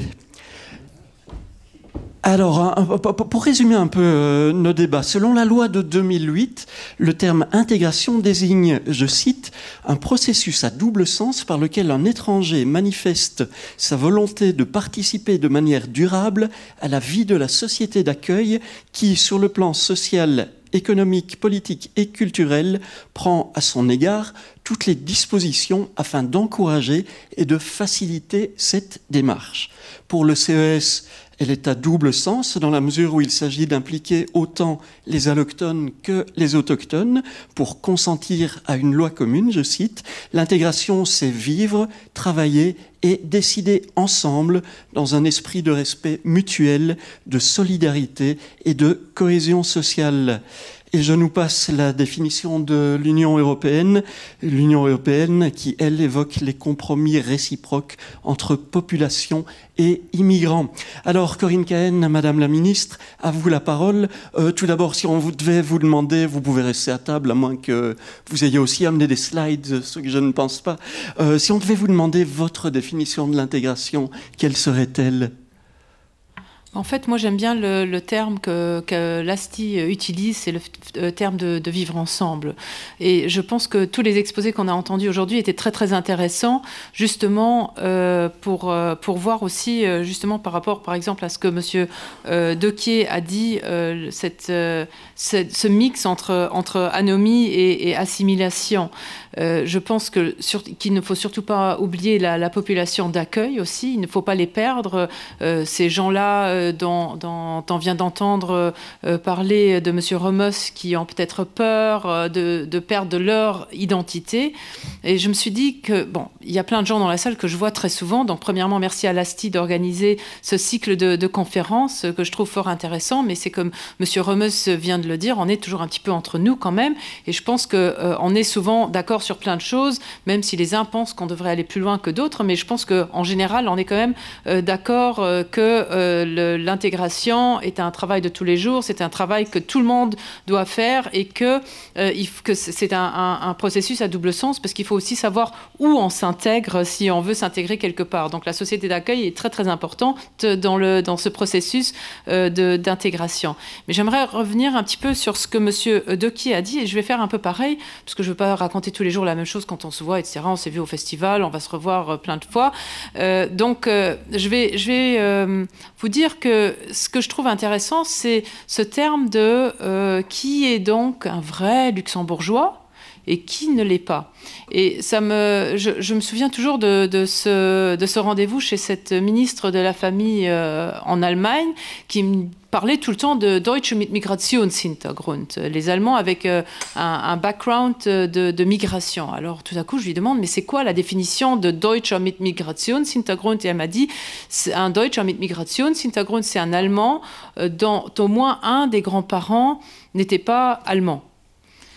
J'ai trouvé ça très intéressant comme définition. Donc, on ne parle plus du tout de la deuxième génération, mais là, carrément, donc, si un des 4 grands-parents n'était pas allemand, à ce moment-là, on est un Deutscher mit Migrationshintergrund. Et je trouve ça fort intéressant. Donc, je vais vous dire que 2 de mes grands-mères, donc mes 2 grands-mères n'étaient pas luxembourgeoises. L'une venait de Pologne, l'autre d'Alsace. Et donc, bon, mon grand-père maternel est décédé très tôt, ma mère était très jeune, ma grand-mère ne maîtrisait aucune langue usuelle de ce pays. En plus, donc, on sortait d'une grande guerre mondiale, etc. Ce n'était pas facile, et donc je suis très sensible au fait de voir comment évoluent effectivement les enfants de migrants, de gens qui sont arrivés au Luxembourg. Et je pense que là, on a vraiment un rôle à jouer en tant que politique pour donner les mêmes chances d'avenir à tous les enfants, peu importe d'où viennent les parents et quel niveau d'éducation ont leurs parents. Et ça, en fait, si on parle, donc aujourd'hui, on a beaucoup parlé d'études et de statistiques, c'est très difficile de mesurer ça à très court terme. Donc on a commencé il y a quelques années à diversifier l'offre scolaire, à faire différentes écoles pour différents élèves, pour que tout le monde trouve son chemin, pour qu'on ait le moins de NEET possible, qu'on ait le moins de gens possible qui arrêtent l'école, parce que on n'est pas dans le one size fits all. Dans l'intégration, on n'est pas dans le one size fits all, et à l'école, on n'est pas dans le one size fits all non plus. Mais les écoles publiques européennes, par exemple, qui ont ouvert leurs portes il y a 3 ou 4 ans, ne sont pas encore dans ces statistiques, évidemment, que nous avons aujourd'hui. Mais le système scolaire et l'éducation, c'est quand même la clé d'une bonne intégration, la clé aussi contre la lutte contre la pauvreté, peu importe comment on la calcule, mais c'est quand même la clé de beaucoup de choses et la clé aussi de l'intégration. Donc il faut absolument que ce système scolaire soit de façon à ce que tous les enfants puissent trouver leur chemin ou un chemin pour accéder à un diplôme et pour accéder donc après à un emploi qui leur permet de vivre voilà, comme ils le souhaitent à ce moment-là. Il y a plein de choses qui ont été dites. Donc, dans l'exposé de M. Libic, évidemment, les frontaliers faisaient un petit peu défaut, parce que c'est vrai qu'on est dans une situation très spéciale ici au Luxembourg. On est dans beaucoup de situations spéciales, parce qu'on est le seul pays à avoir presque 50% de non-luxembourgeois, mais on a aussi donc, tous ces frontaliers dont M. Rommers nous parlait, qui font partie intégrante de notre pays, qui font partie de notre économie, qui font partie de la vie de tous les jours, peut-être pas de toutes les nuits, mais de tous les jours en tous les cas. Et donc, il ne faut surtout pas les oublier lorsqu'on parle d'intégration au Luxembourg. Mais évidemment, si on parle de frontaliers, la situation linguistique devient encore plus compliquée, Monsieur Libic, parce que c'est vrai que quand on rentre le soir après le travail en France, en Allemagne ou en Belgique, il sera encore plus compliqué d'apprendre le luxembourgeois, par exemple, qui serait donc la langue d'intégration au Luxembourg. Et je pense que apprendre le luxembourgeois est aussi important pour montrer à cette société d'accueil qu'on a envie de s'intégrer dans le pays, et surtout pour ne pas perdre cette société d'accueil, parce que il est vrai qu'aujourd'hui nous parlons, cette conférence est en français, mais tous les luxembourgeois ne sont pas à l'aise en français. Ce n'est pas, comme pour moi, c'est une langue grand maternelle, si vous voulez. Ce n'est pas le cas pour tout le monde. Donc, il faut aussi respecter ces gens, peut-être avec un niveau d'études qui n'est peut-être pas toujours universitaire, dont la langue maternelle est luxembourgeoise et qui ont l'impression d'une perte d'identité de leur pays. Il ne faut pas les oublier, cela. Il faut aussi, quand on parle d'intégration, l'intégration se fait avec tous ceux qui vivent dans ce pays et qui parlent donc différentes langues. Donc le problème de la langue, Monsieur Libic, est un problème, ça peut être en fait, on a un choix entre 3 langues. Donc, si vous arrivez dans le pays que vous souscrivez au contrat d'accueil et d'intégration, par exemple, vous pouvez choisir entre le luxembourgeois, l'allemand et le français. Ce qui est d'un côté chouette, mais d'un autre côté, c'est quand même beaucoup plus compliqué parce que si vous arrivez en Allemagne, vous apprenez l'allemand. Si vous arrivez en Suède, vous apprenez le suédois. Et si vous arrivez au Luxembourg, il y a 3 langues. Donc, que conseiller aux gens quelle langue apprendre en premier, c'est très compliqué et le conseil est très, très compliqué. Monsieur Doquier a parlé du coaching parce que donc je pense qu'il faut toujours apprendre des best practices d'autres gouvernements ou d'autres pays et je pense que le coaching est quelque chose de très sympathique et moi je l'appellerais plutôt les ambassadeurs de bienvenue. Mais il faut quand même savoir que beaucoup de gens, surtout européens, mais autres aussi, qui arrivent au Luxembourg, viennent ici pour travailler. Donc, ils ont trouvé un emploi, ils arrivent au Luxembourg pour justement travailler. Beaucoup ne viennent pas pour trouver un emploi, mais pour travailler parce qu'ils ont trouvé un emploi au Luxembourg. Et d'ailleurs, c'était très intéressant que M. Doquier, je ne sais pas si vous avez remarqué, mais vous avez fait un petit lapsus tout au début de votre présentation parce que vous avez dit réfugiés et ensuite vous avez tout de suite dit migrants. Donc oui, absolument. Mais ce que je veux dire par là, c'est que, et ça c'est aussi quelque chose que j'aimerais quand même vous dire, c'est que puisqu'on a eu cette vague de réfugiés en 2015-2016, tout a tourné autour des réfugiés, ce qui était bien et ce qui est important. Il est important qu'on s'occupe des gens qui viennent ici, qui demandent le statut une protection internationale, mais il ne faut pas oublier tous les autres. Donc, à côté des 2500 réfugiés ou demandeurs de protection internationale qui sont arrivés ou qui arrivent par an au Luxembourg, il y a quand même 21 500 autres personnes étrangères qui arrivent au Luxembourg tous les ans. Et évidemment, on ne peut pas obliger quelqu'un à suivre des cours, mais il faut proposer des cours. Et là, je suis absolument d'accord avec le CES. Il faut que nous travaillions plus avec les communes, parce que si vous arrivez nouvellement dans le pays ou dans une commune, le premier contact, c'est à la commune. Vous allez vous inscrire à la commune, et c'est là que le premier contact doit se faire, c'est là que l'information doit circuler, quelles sont les possibilités de faire des cours de luxembourgeois, de français, d'allemand, quelles sont les possibilités de faire des cours d'instruction civique, quelles sont vos possibilités de vous intégrer dans un club de musique, de sport ou autre, et c'est là que l'intégration devrait effectivement commencer, et l'État est en fait là pour aider les communes justement à faire cela, et c'est pour ça qu'on travaille ensemble avec les communes pour voir comment ce CAI, qui est en ce moment organisé de façon nationale, puisse être organisé plus localement et plus régionalement, justement, pour que plus de gens puissent en profiter qu'actuellement. Juste pour conclure, parce que vous m'aviez donné 5 minutes, et je suis sûre que vous avez encore une question à vous voir. Ça m'arrive. Donc, pour conclure, je dirais qu'on est un pays, il faut apprendre de best practices des autres, mais beaucoup de gens nous regardent puisqu'on est un pays atypique avec 50% de non-luxembourgeois et 73% de non-luxembourgeois dans la ville de Luxembourg.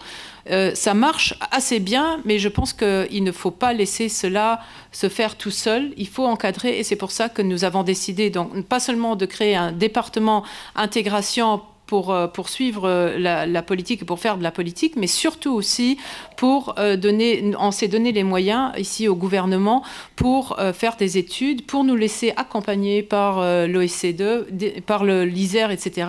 Justement parce que nous ne voulons pas seulement nous baser sur ce que nous ressentons, puisque nous avons tous un ressenti. Moi, les gens avec qui je parle, les gens que je côtoie, j'ai l'impression que ça fonctionne très très bien, l'intégration, mais je suis très consciente que ça ne fonctionne pas partout et tout le temps. Donc il faut qu'on se laisse accompagner par des gens, par des statistiques et par des chiffres qui sont donc mesurables. Tout n'est pas mesurable en ce qui concerne l'intégration, et c'est pas quelque chose de figé.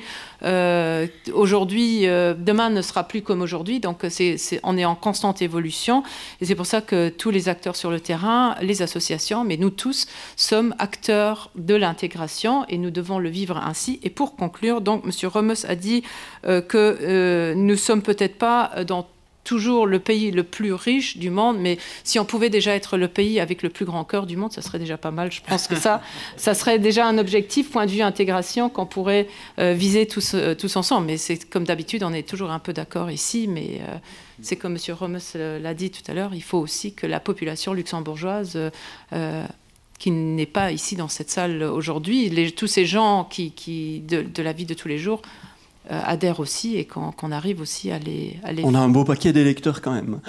Vous avez pu le constater. Mais vous savez, en tant que politique, on ne représente pas les électeurs, on représente la population. Il faut toujours le dire.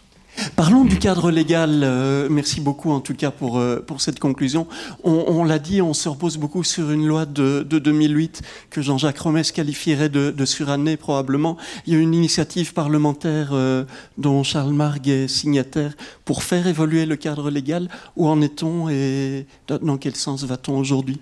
Oui, on y travaille actuellement et puis on va évidemment consulter, on veut consulter le public, les gens, les associations et surtout aussi ceux qui sont très actifs dans les commissions consultatives d'intégration des communes et on veut faire une large consultation pour ensuite écrire une nouvelle loi.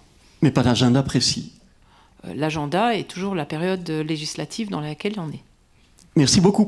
La parole à la salle. Il nous reste un peu de temps pour que vous puissiez poser les questions que vous voulez à notre panel. N'oubliez pas de vous présenter quand vous posez votre question et de dire à qui s'adresse votre question. Donc Sylvain Bèche du CEFIS. C'est pas forcément une question, mais peut-être seulement un petit complément.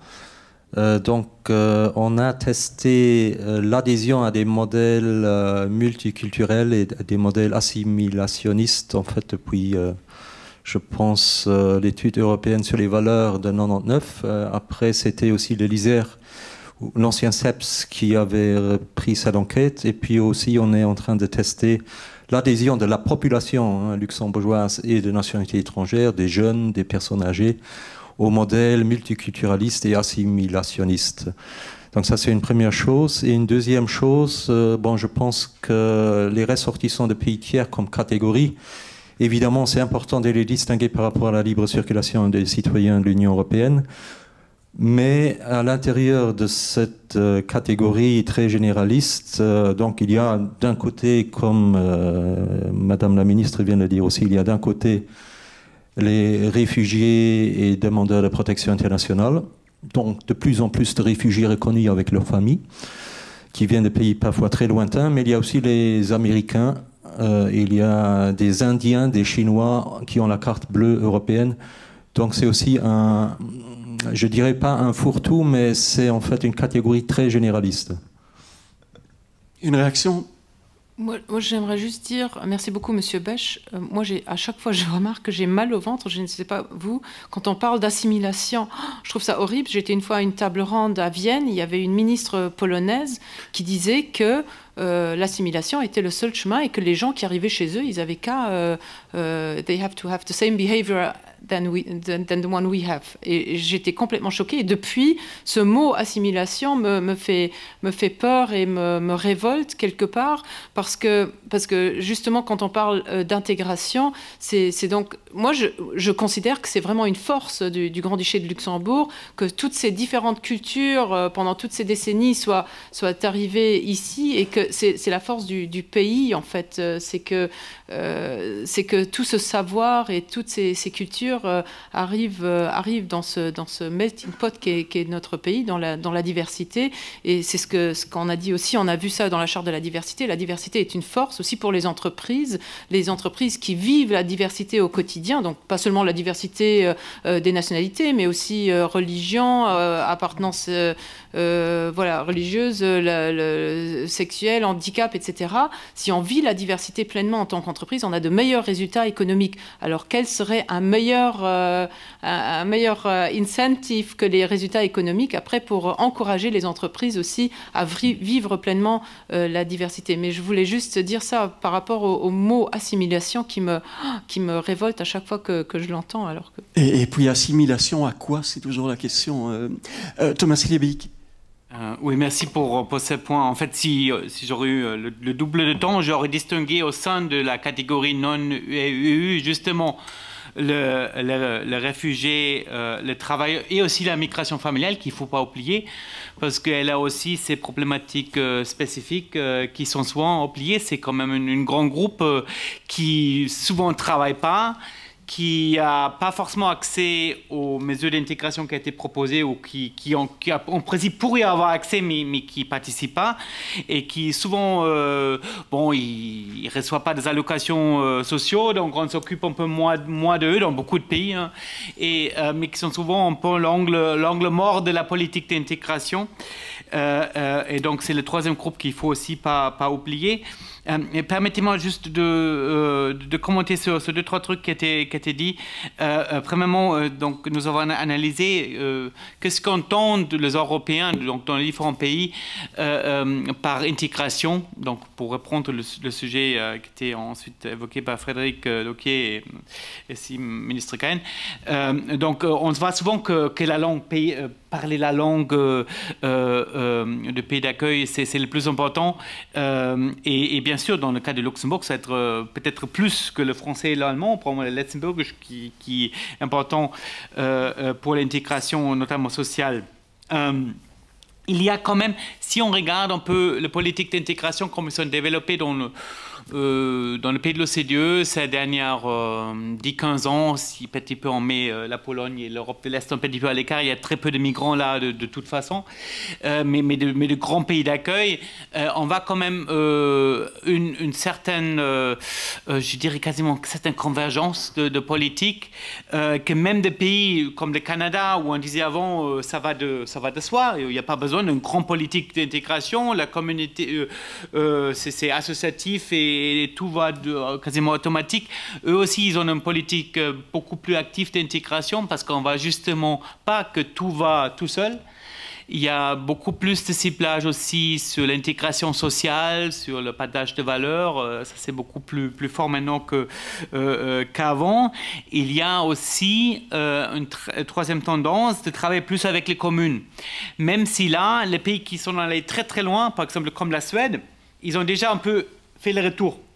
Parce qu'ils ont vu que souvent les petites communautés n'étaient pas forcément en mesure de faire de bonnes offres d'accueil et qu'il faut quand même une certaine coordination et une forte politique aussi au niveau national, même si bien sûr l'implémentation c'est toujours local et c'est là où il y a l'expérience et c'est là où notamment l'intégration sociale tient lieu, ça va de soi, mais il faut quand même un fort cadre national et donc il y a les premiers pays déjà qui font un petit peu recul à cette localisation. Par ailleurs, il y a de certaines tendances aussi, on peut aussi l'expliquer politiquement, c'est un vaste sujet avec lesquels on discute maintenant avec plusieurs pays parce qu'il ne faut pas oublier, parce que déjà, il y a un avantage, par exemple, si on habite dans la ville de Luxembourg, parce qu'il y a plus d'offres que dans les petites communes. Et déjà, il y a cette tendance d'aller vers les grandes villes. C'est ce qu'on va dans tout le pays, d'aller vers les métropoles pour les immigrés. Et si après, si on localise la politique d'intégration, il y a encore une plus forte concentration, y compris des offres dans ces métropoles, donc ce qui rend la tâche aussi plus difficile. Donc je crois que c'est cet équilibre qu'il faut toujours trouver, qui n'est pas toujours facile, parce qu'au même moment, on sait bien que la connaissance du sujet est plus forte au niveau local. Merci beaucoup. On va passer sur la gauche peut-être pour varier un peu. Merci. Alors, Karen Ifra, je suis experte en évaluation de projets politiques publiques. Je trouve les exposés très riches et très diversifiés, en fait, et ça pose tout un tas de questions, et notamment les questions que je me pose par rapport à l'exposé de M. Dauquier sur les deux concepts assimilationnistes et l'autre c'était voilà, donc je me suis posé la question si on ne pouvait pas voir les choses d'un autre regard, par exemple sur la situation actuelle de pays. On peut prendre au niveau de l'intégration qui a été déterminée par un passé où la politique publique elle a eu un rôle, mais aussi le contexte socio-culturel du pays qui détermine le modèle, les modèles qu'il y a dans les pays européens.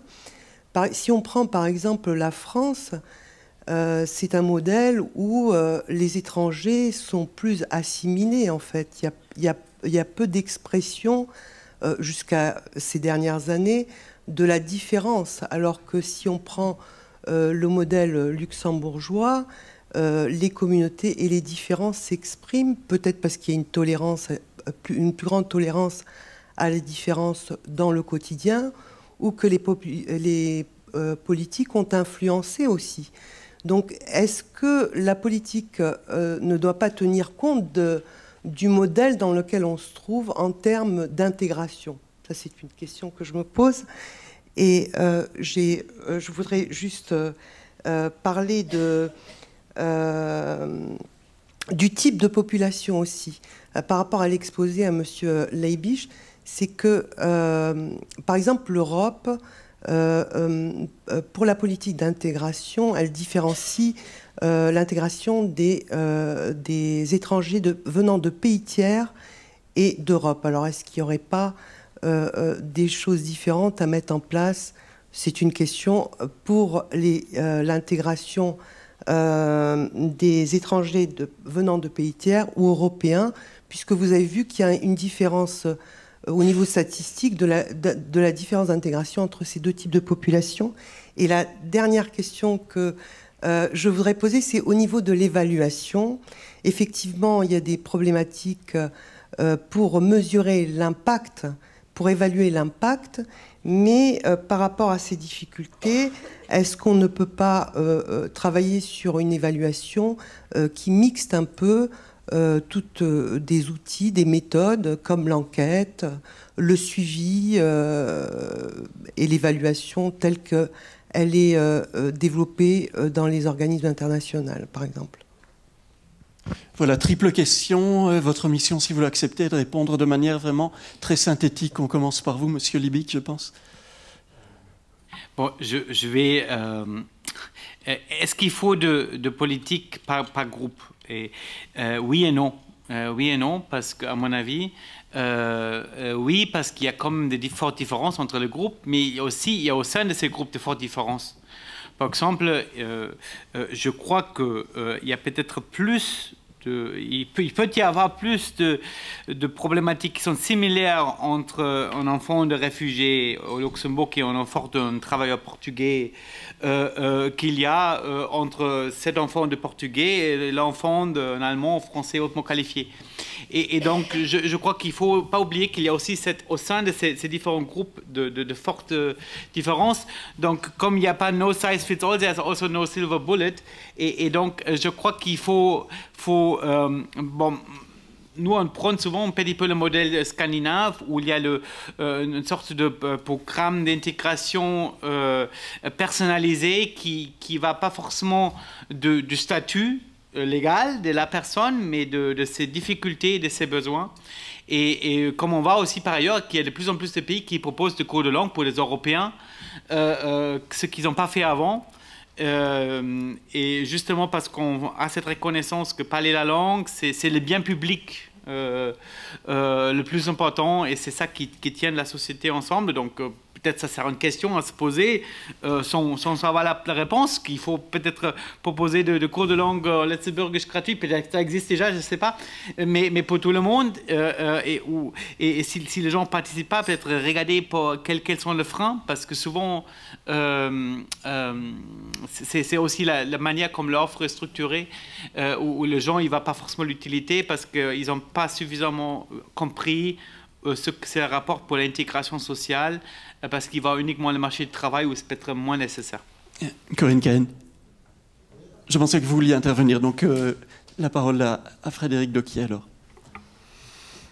Ça marche? Oui, ok. Donc vous avez évoqué des différences importantes entre les pays, et c'est vrai que Le modèle français, par exemple, est un modèle qui était basé sur l'universalisme républicain, qui était déjà au départ très, très assimilationniste, hein, et aujourd'hui il reste un modèle de plus en plus assimilationniste, puisque ces cours sont obligatoires, il y a un socle obligatoire de cours civiques et linguistiques, même si l'aspect langue est conditionnel au niveau d'entrée.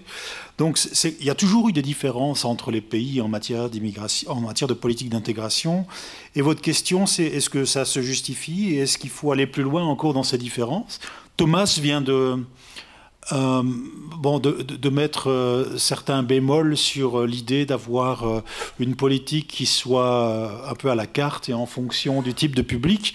Ça existe déjà quelque part. Et ici au Luxembourg, si vous regardez le contrat d'accueil et d'intégration, le CAI, les cours de langue, ils sont imposés aux demandeurs de protection internationale et ils ne sont pas imposés aux immigrés en particulier. Donc je pense qu'on peut avoir ce type de différence à la carte ou en fonction des populations les plus vulnérables. Et c'est intéressant de faire ça, au sens où si on compare une région et une autre, un pays et un autre, la manière dont les immigrés sont séparés de la population native, hein, le concept de ségrégation, par exemple, varie fortement d'une région à l'autre, d'une ville à l'autre ou d'un pays à l'autre. Moi, je suis très favorable à isoler ou à identifier des populations à risque, les populations les plus vulnérables, et de tester des mesures sur ces populations-là et les appliquer à ces populations si ça fonctionne davantage. L'idée, c'est de diminuer les inégalités. Alors, on a parlé des inégalités tout à l'heure et vous avez dit je préfère être pauvre au Luxembourg que riche en Roumanie. En fait... Classe moyenne. Classe moyenne, ok. Mais si vous regardez en fait les déterminants du bien-être, ce qu'on appelle le happiness economics en général aujourd'hui, dans les déterminants du bien-être, on pourrait avoir cette idée préconçue que c'est le revenu qui nous rend plus heureux ou moins heureux. Et en fait, quand vous regardez la corrélation à la fois dans le temps ou bien dans l'espace entre le niveau de revenu, le PIB par habitant ou bien le revenu par habitant et les indicateurs de bien-être, où toutes les variables corrélées au bien-être, telles que l'espérance de vie ou bien la consommation d'alcool, etc., eh bien, le revenu a très peu d'effet, en fait. Que ce soit si on compare les pays d'Europe ou si on compare les États américains.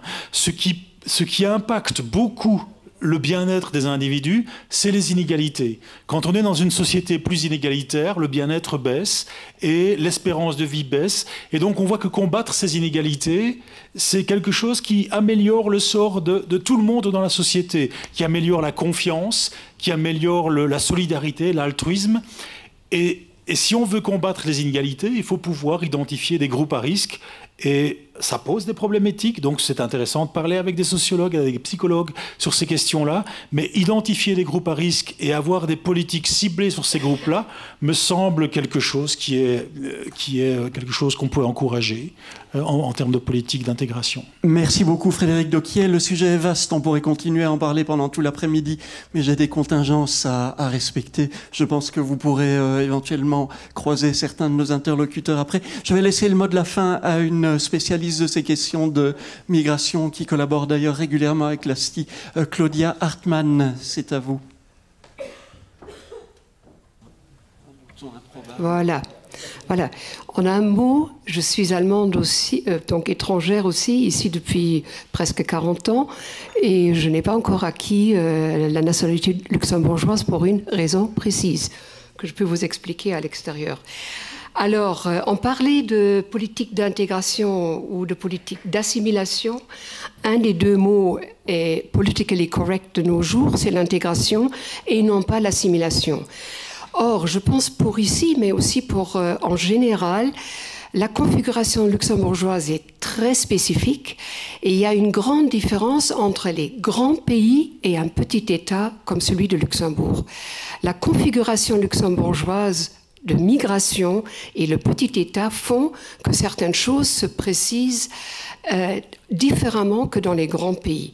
La France, on a vu, pratique une politique d'assimilation très claire, le modèle républicain, Alors que ici, on est carrément dans une politique volontaire et non obligatoire.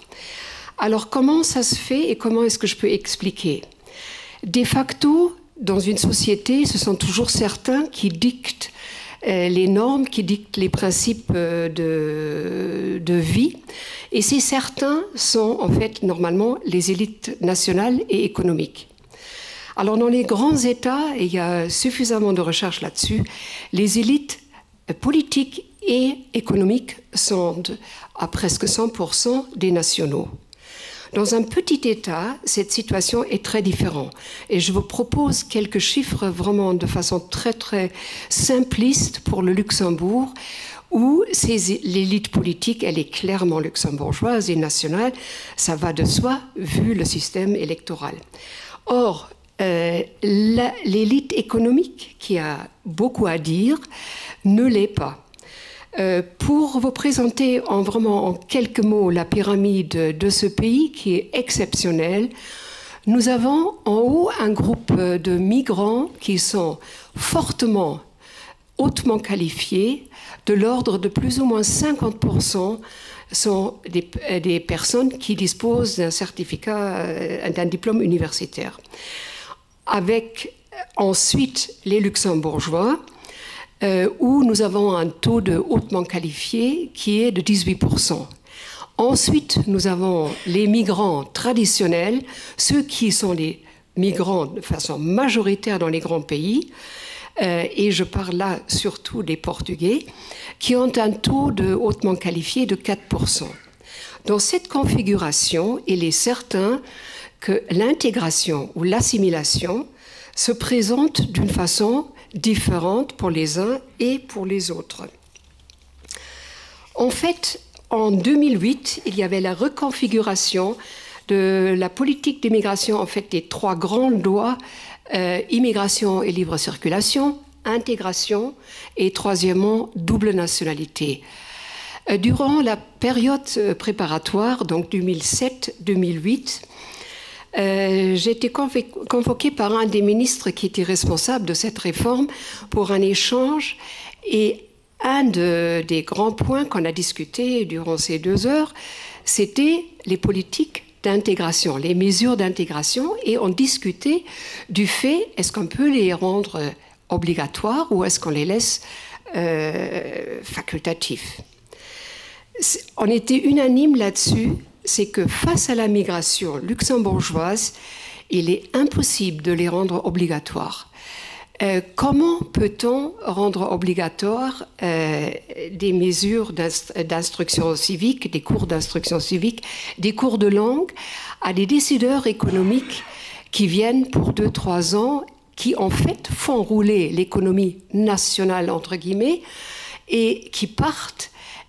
L'économie dépend en grande partie de ce qu'ils contribuent, de ce qu'ils apportent au pays.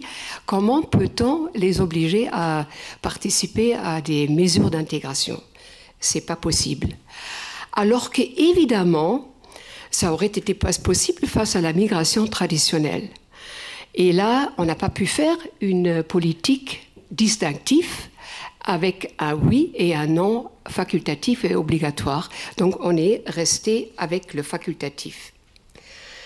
Alors c'est clair que les rapports de force entre le groupe des nationaux et celui des migrants traditionnels est celui que ce sont clairement les nationaux qui dictent aussi le curriculum de ces cours, les curriculums des mesures d'intégration, le curriculum de l'école et de l'emploi, etc. Or, si on regarde maintenant la situation entre ce grand groupe de migrants hautement qualifiés, y compris les décideurs économiques et les nationaux, on a tendance à dire, et on a eu pas mal d'interprétations, notamment de M. Romes là-dessus, qu'il y a un renversement des rôles qui, en fait, sont normalement pratiqués dans les grands pays. Ce renversement fait que le décideur économique qui a par exemple quelque chose à négocier avec un ministre ne sera pas obligé de faire d'abord un cours de français, il va faire cette négociation en anglais. Et l'adaptation se fait de l'un face à l'autre. Il y a des phénomènes pareils aussi dans les grands pays, mais les décideurs économiques sont vraiment très, très minoritairement des non-nationaux dans les grands pays. Ceci dit, l'option pour l'approche facultative était très claire. Je donne un seul petit exemple pour illustrer dans quelle mesure cette approche a été non seulement appliquée pour les mesures d'intégration, mais également pour un domaine très important, un domaine clé, l'école. En fait, je me rappelle, il y a 30 ans, on discutait parfois d'écoles portugaises. Et même, il y a encore quelque chose comme, il y a 5-6 ans, on parlait, il y avait un groupe qui voulait créer une école portugaise. Ceci n'a pas eu lieu. Alors que, depuis à peu près une dizaine d'années, on est en train de créer des écoles internationales, privées et publiques, payants et non payants. Et si on regarde les chiffres d'augmentation d'élèves des deux côtés, on voit que les écoles internationales le nombre d'élèves a augmenté de plus de 110%, alors que l'école nationale n'augmente que de 7%. Ceci montre très bien qu'il y a un besoin énorme, notamment de ce groupe des immigrés hautement qualifiés, mais que les autorités ont aussi compris qu'il faut faire quelque chose, qu'il faut en fait abandonner le système de l'école jacobine du modèle républicain des grands voisins, qu'il faut aller vers une variation dans le paysage scolaire. Et ceci a été fait. Et évidemment, il y a un traitement différent, il y a une attitude différente, des décisions différentes face aux migrants traditionnels comparés aux migrants hautement qualifiés qui se positionnent clairement dans le haut de la pyramide du Luxembourg. Merci. Merci beaucoup. Merci Claudia Hartmann de cette évocation de l'exception luxembourgeoise. Merci à tous d'être venus ici aujourd'hui. Merci Madame la Ministre, merci à nos intervenants Thomas Liebig, Jean-Jacques Romès et Frédéric Doquier. Merci à Christelle Châtelain de nous avoir accueillis et bonne fin de journée à tous. Bon retour à Paris ou à Zanem pour ceux qui partiront vers le sud profond.